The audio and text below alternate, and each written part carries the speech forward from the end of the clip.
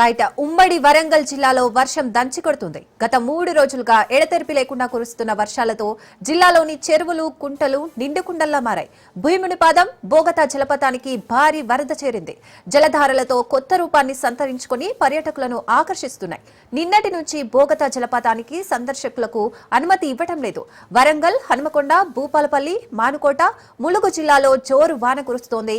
వాగులు, వంకలు పొంగి పొర్లుతున్నాయి. కుండపోత వర్షంతో కాళేశ్వరం, మేడిగడ్డ, లక్నవరం, పాకాల చెరువు, మున్నేరులకు భారీ వరద చేరింది.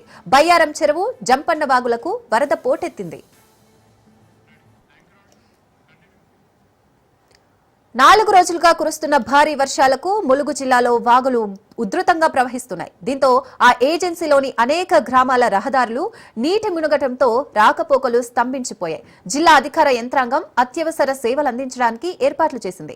ముఖ్యంగా జంపన్న వాగు ఉధృతంగా ప్రవహించడంతో కొండాయి, మల్యాల, కొత్తూరు, ఐలాపురం, గుత్తికోయగూడెం గ్రామాలకు బాహ్య ప్రపంచంతో సంబంధాలు లేకపోవడంతో ప్రజలు అనేక ఇబ్బందులకు గురవుతున్నారు. ఇక ఈ అంశంపై మరింత సమాచారం మా వరంగల్ ప్రతినిధి చంద్రశేఖర్ అందిస్తారు.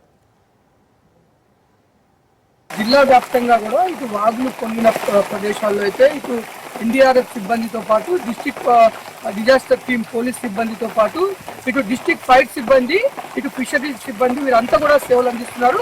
ప్రస్తుతం ఈ జంపన్న వాగు కొండయ ప్రాంతంలో డిస్ట్రిక్ట్ ఫైర్ సిబ్బంది అయితే ఇక్కడ సేవలు అందిస్తున్నారు. ఇక్కడ సిబ్బంది ఎలాంటి సేవలు అందిస్తున్నారు, వాళ్ళు ఏం చేస్తున్నారు తెలుసుకున్న ప్రయత్నం చేద్దాం.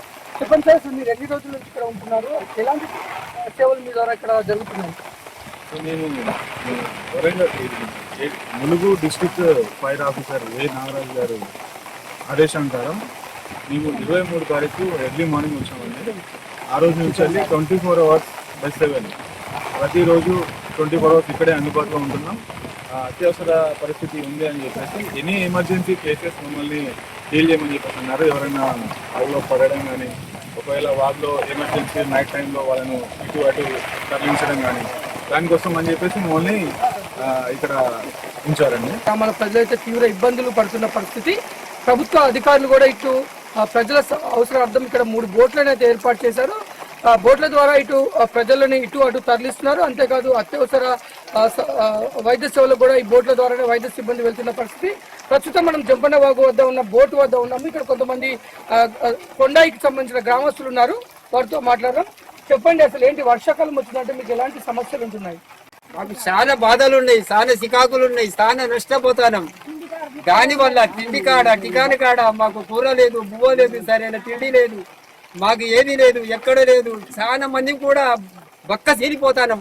తిండి రుచైన తిండి లేకపోవడం కాబట్టి ఇవన్నీ గమనించి గౌరవం ఆలోచనతోటి మాకేదన్నా ఇంకా సాయం చేసే మార్గం చేయాలి.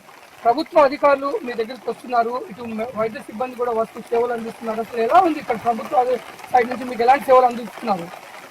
ఇప్పటికైతే ఇంకేం అందియలేదు. నిరుడు నీవుడి ముందు తేడైతే ఇచ్చేళ్ళు మాకు ఊరు మునిగినప్పుడు, ఇంకైతే మాకేం కాలేదు, చేయలేదు. ఇంకా ఇప్పుడైతే మాత్రం మాకు కావాలని చెప్పి కోరుకుంటాను.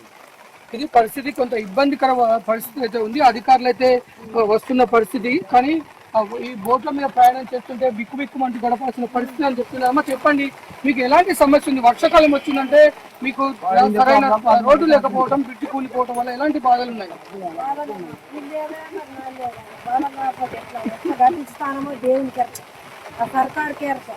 వాళ్ళే కొంచెం న్యాయం చేసుకోవాలి. పల్లెల్లో ఎట్ట బతుకుతాను, యాగు నడమ ఇట్లా కూలి లేదు, ఎక్కడ పూజ చేసుకొని బతుకుతాను. కడుపు కన్నా ఏమన్నా తేడా ఏం నిధి తెచ్చుకొని తింటాను అని ఆ పెద్ద నాయకులే కొంచెం సాయం చేసుకోవాలి. అంటే ఇప్పుడు మనకి భారీ వర్షాల వల్ల మీరు బయటికి రాని పరిస్థితి ఉంది కదా, అత్యవసరమైన వైద్య సేవలు అంటే డాక్టర్స్ వాళ్ళందరూ వస్తున్నారా? ఎలాంటి సేవలు అందిస్తున్నారు? మంచిగా చూస్తాను, న్యాయం కూడా సాయం చేస్తాను, దాటిస్తాను. మా పరిస్థితిని చూసి వాళ్ళు కూడా సాయం చేస్తాను, వాళ్ళు కూడా దండాడుతాను మా గురించి. ఇంత ఆమె బట్టి బోర్డు ఏర్పాటు చేసింది నిన్న మొన్న, కానీ అది 3 రోజులు కొంచెం జలాలక్షలు చెట్టు దాడిపోవాలి. మాకు కూడా అన్ని సాయం చేస్తాను, కానీ మాకు తిండి టికాన కూడా మీరు కూడా గౌరవించుకోవాలి అని మాట్లాడుతున్నాం. కొండాయ మాది, నా పేరు లక్ష్మి. ఇది భారీ వరదల వల్ల ఇటు జంపన్న వాగు ఉధృతంగా ప్రవహించడంతో ఇటు కొండాయిలో ఉన్న కొండాయి మల్యాల ప్రజలతో పాటు ఇటు ఐలాపూర్ ప్రజలు కూడా చాలా ఇబ్బందులు అవుతున్నాయి. ఇటు కొండాయి మల్యాల ప్రజలకైతే ఇక్కడ నుంచి ఒక పక్క అధికార యంత్రాంగం సేవలు అందిస్తున్నప్పటికీ ఐలాపూర్తో పాటు ఇటు గుత్తికోయ గుంపు ఈ 2 గ్రామాలు అయితే బాహ్య ప్రపంచంతో ముక్తి సంబంధాలు తెగిపోయాయి. అక్కడికి ఏ అధికారి కూడా వెళ్ళలేని పరిస్థితి, మొత్తం ప్రాణాలు అరిచేతుల్లో పెట్టుకుని జీవిస్తున్న పరిస్థితి. ముందు వాగు ఉద్ధృతగా అయితే ఒక పక్క బిక్కుబిక్కుమంటూ గడుస్తున్నారు. అర్ధరాత్రి పూట ఏమైనా అయితే కూడా దేవుడి మీద భారం వేయాల్సిన పరిస్థితి అని చెప్తున్న పరిస్థితి. ప్రభుత్వ యంత్రాంగం స్పందించి ఏదైతే ప్రభుత్వం విడుదల చేసిన కొత్త బ్రిడ్జ్ ఉందో ఆ బ్రిడ్జ్ 16.5 కోట్లు విడుదల చేసినట్లుగా అయితే ఇక్కడ చెప్తున్నారు. బ్రిడ్జ్ పనులు కూడా మొదలయ్యాయి. తొందరగా బ్రిడ్జ్ నిర్మించి మా గ్రామాలకు సరైన రవాణా వ్యవస్థ కల్పించాలని ఈ గ్రామస్తులు అయితే వేడుకుంటున్న పరిస్థితి. కెమెరామెన్ జలీల్తో చంద్రశేఖర్, రాజ్ న్యూస్, వరంగల్.